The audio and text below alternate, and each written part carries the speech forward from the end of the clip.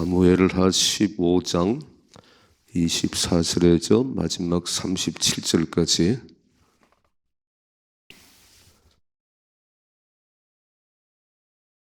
같이 읽겠습니다. 보라, 사독과 그와 함께한 모든 레위 사람도 하나님의 언약궤를 메어다가 하나님의 궤를 내려놓고 아비아달도 올라와서 모든 백성이 성에서 나오기를 기다리도다. 왕이 사독에게 이르되, 보라, 하나님의 궤를 성읍으로 도로 메어가라. 만일 내가 여호와 앞에서 은혜를 입으면 도로 나를 인도하사 내게 그 궤와 그 계신대를 보이시리라. 그러나 그가 이와 같이 말씀하시기를, 내가 너를 기뻐하지 아니한다 하시면 종이 여기 있사오니 선이 여기신 대로 내게 행하시옵소서 하리라. 왕이 또 제사장 사독에게 이르되, 내가 선견자가 아니냐? 너는 너희의 두 아들 곧 내 아들 아히마스와 아비아달의 아들 요나단을 데리고 평안히 성읍으로 돌아가라. 너희에게서 내게 알리는 소식이 올 때까지 내가 광야 나루터에서 기다리리라 하니라.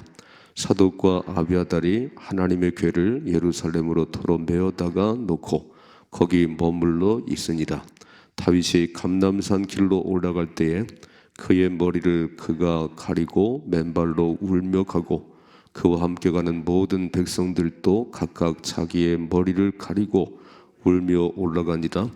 어떤 사람이 다윗에게 알리되, 압살롬과 함께 모반한 자들 가운데 아히도벨이 있나이다 하니, 다윗이 이르되, 여호와여, 원하옵건대 아히도벨의 모략을 어리석게 하옵소서 하니라.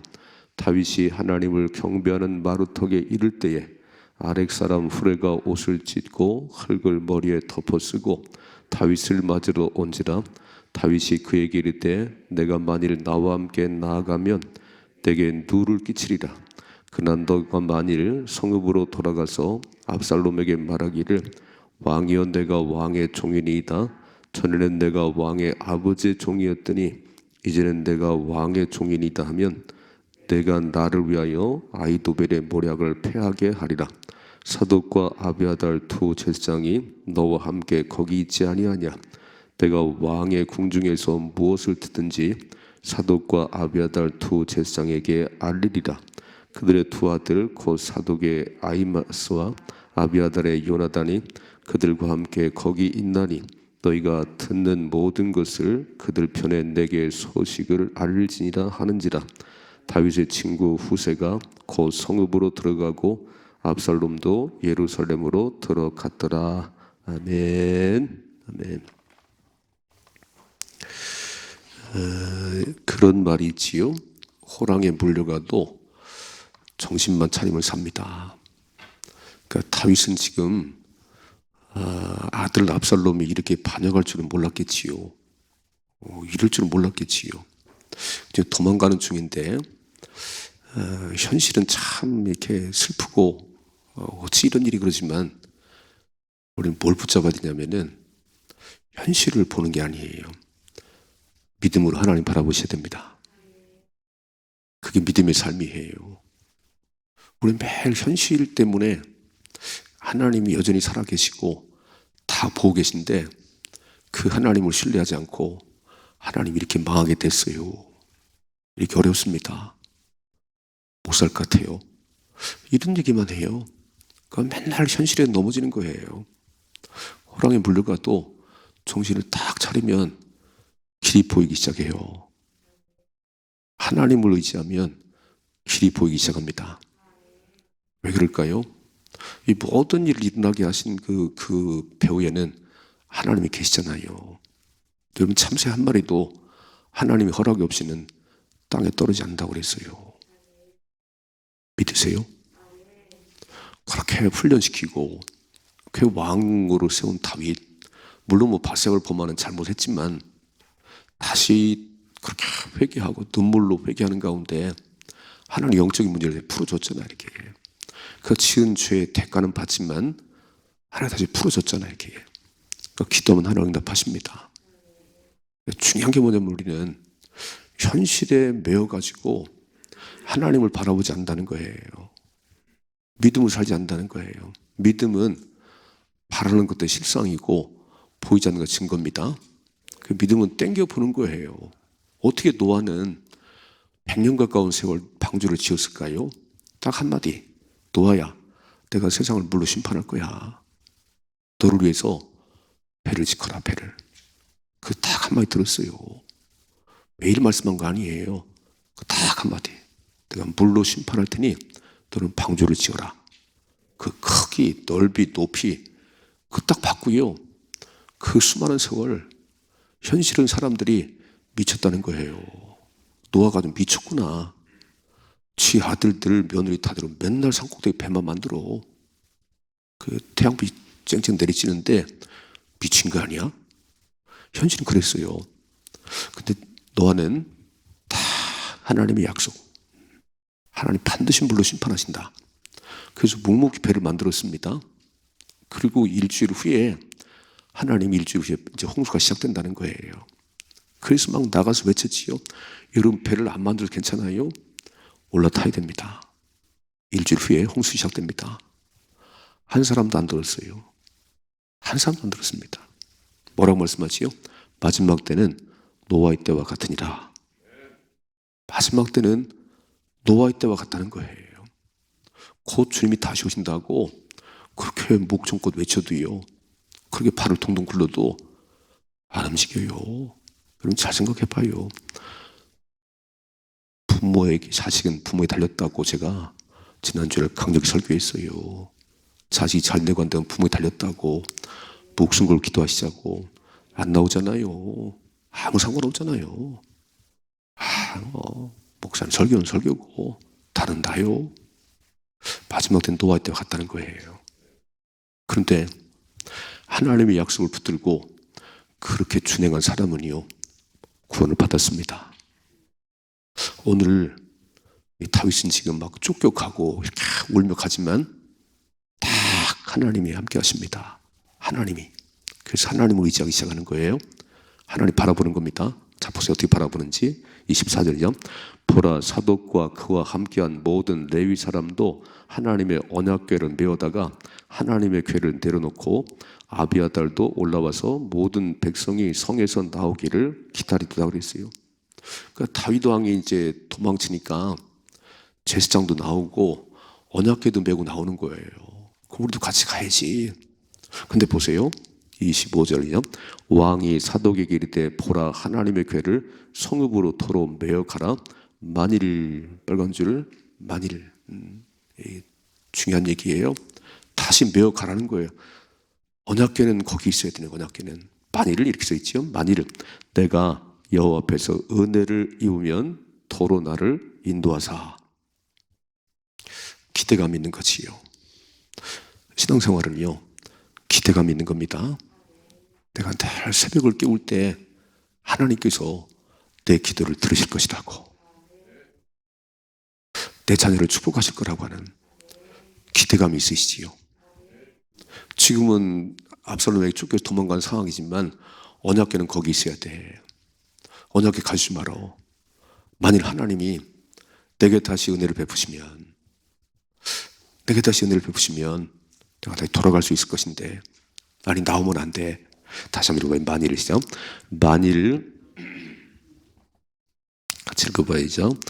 만일 내가 여호와 앞에서 은혜를 입으면 도로 나를 인도하사 내게 그 궤와 그 계신 데를 보이시리라 그랬어요. 기대감이 있지요. 하나님께서 다시 나를 용서하신다면, 하나님 다시 나를 봐주신다면 아들이 반란을 일으키지만 다시 돌아가게 하실 것이다. 하나님이 하실 것이다. 이게 믿음이잖아요. 현실은 다 이렇게 무너진 것 같지만, 현실은 쫓겨다니는 그 신세지만 만일 하나님께서 다시 나를 기뻐하신다면 나는 돌아갈 수 있을 거야. 나는 회복할 수 있을 거야. 이게 다윗의 마음이에요. 그러니까 현실을 바라보는 게 아니고 이 모든 게 주인 되신 하나님께서 다시 내게 은혜를 베푸신다면 나는 일어설 수 있다는 거예요. 그렇게 살아가는 거 아닌가요? 지금은 무너졌어요. 지금은 쫓겨가는 신세예요. 그러나 그게 중요한 게 아니고 그 모든 게 주인 되신 하나님께서 다시 내게 은혜를 베푸신다면 나는 돌아갈 수 있습니다. 이게 신앙생활 아니에요? 우리는 진짜 아무것도 없어도 다 하나님 기대감이 있잖아요. 하나님만 함께 하시면, 하나님만 함께 하시면, 풍랑을 잔잔케 하신 하나님. 물고기 2마리, 보리 5개로 5,000명을 먹여도 붓속 12방울 거두게 한 하나님께서 먹는 문제 해결 못 하시겠어요? 죽은 지 사흘 지난 나사로를 그냥 불러내는, 시체가 걸어 나오는 그 능력의 주님이 함께 하신다는데 왜 기대감이 없는 거지요? 아이고, 난 죽을 것 같아. 난 굶어 죽을 것 같아.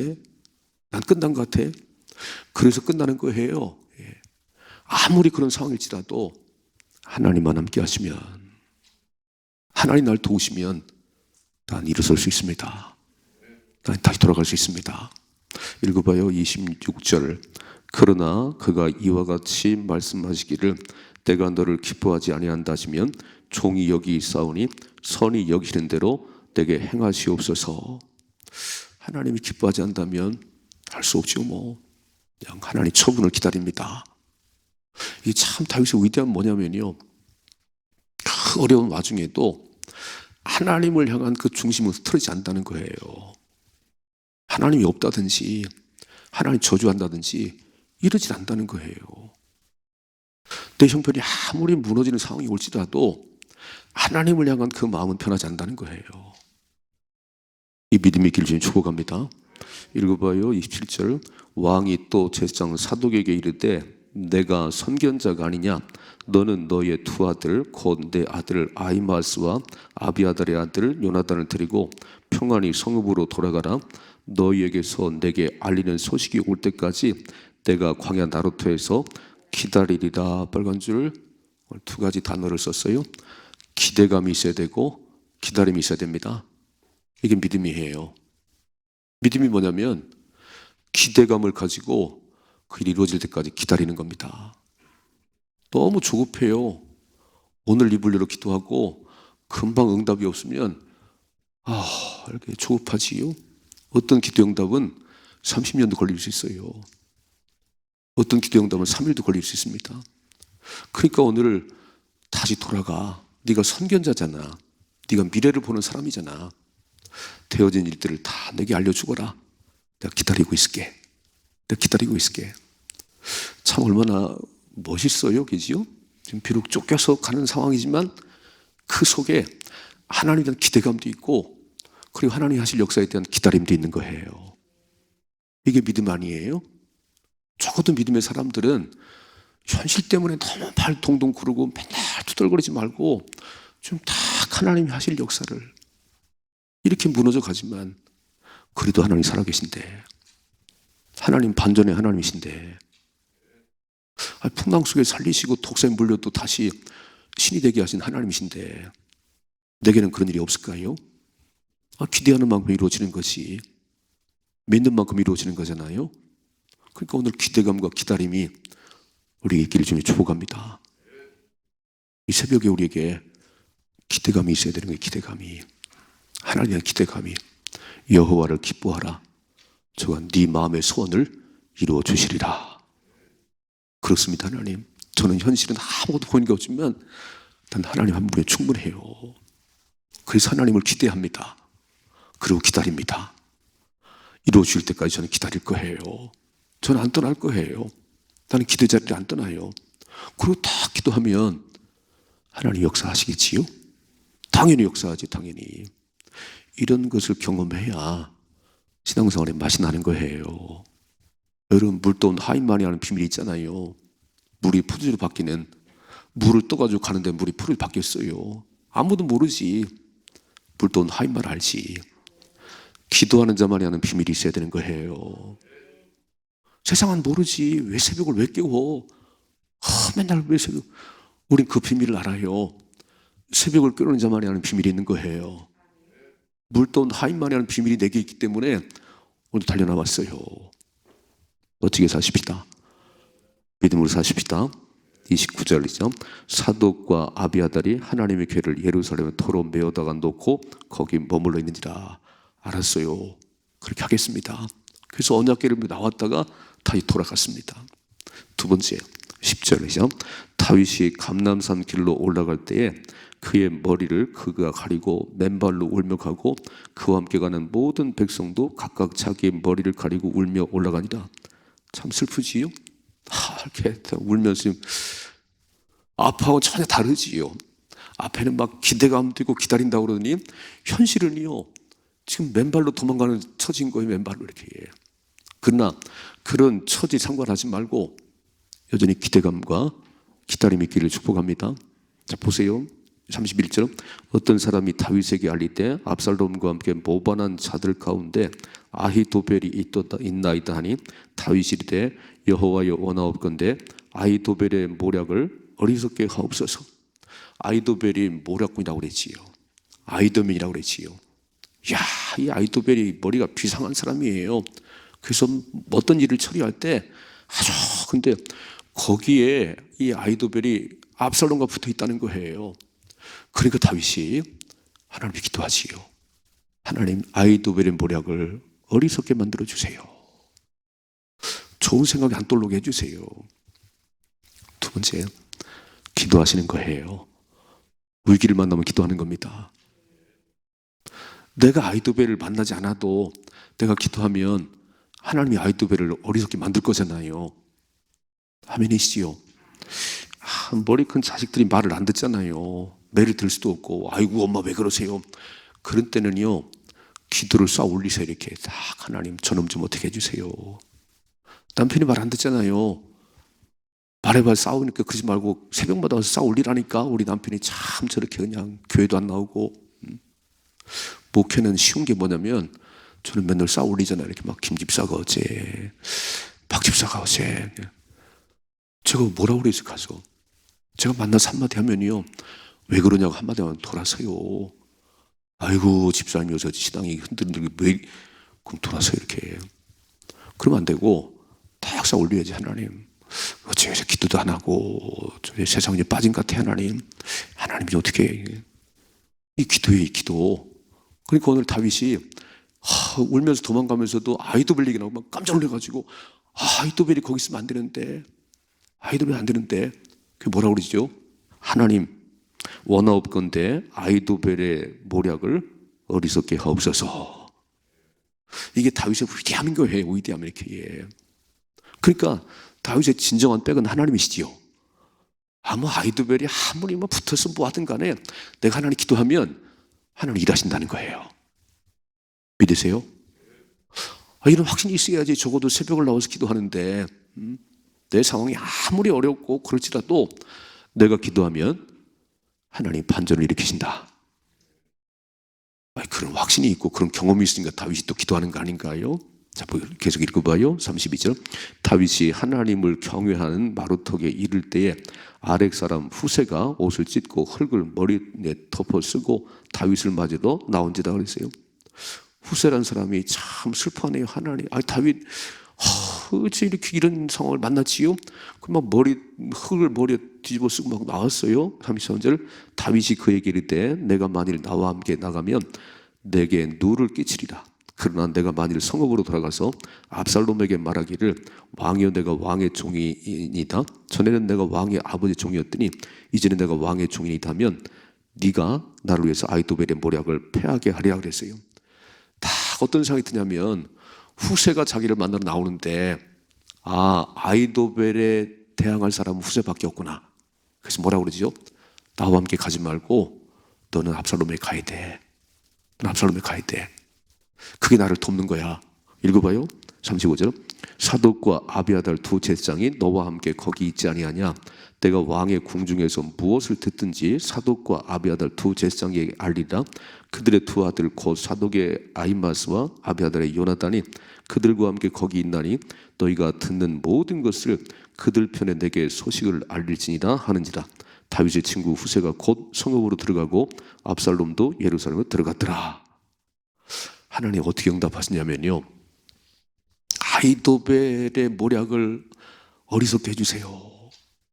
그랬더니 다 그렇게 하나님을 경배하는 마루턱에 갔을 때 후세라는 사람이 맞으러 오는 거. 후세라는 사람에게 후세야, 나와 함께 가는 나를 돕는 게 아니야. 너는 압살롬한테 가거라. 그리고 모든 되어진 일들을 나한테 가르쳐줘.